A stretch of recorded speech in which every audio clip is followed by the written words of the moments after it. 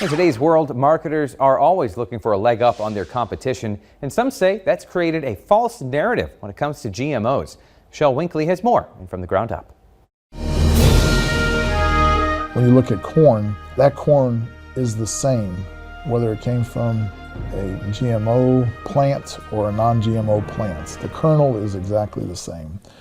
And so when you put GMO on there, you're actually saying, well, you can't trust that one, you can trust this one. You're trying to, again, market it differently. Dan Hale is a professor and Texas A&M AgriLife Extension meat specialist and nutritionist, and says the important difference is that GMO plants require less pesticides, less water, and less resources, and are better for the environment than conventional plants.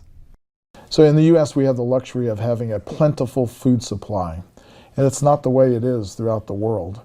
And so if we, because of that, people are looking for marketing advantages in any way they can. And so in reality, again, it goes back to that trust model. You can't trust them, but you can trust me because I'm doing it this way.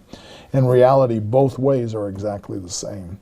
And really, from the standpoint of the actual food that person's going to eat. Hale points to a rice product called golden rice that's been genetically modified to contain a higher level of vitamin A. One of the biggest deficiencies there is in the world is vitamin A deficiency, particularly if you look in underdeveloped countries. But those countries have been convinced that GMOs are not as good, and therefore they're not allowing them to grow this vitamin A higher level of rice and feed their people this golden rice, which would alleviate this vitamin A deficiency.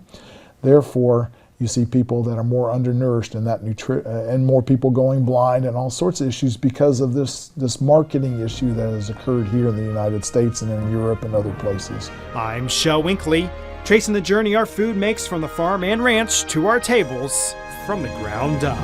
From the Ground Up is sponsored by Producers Cooperative, proudly serving agriculture since 1943.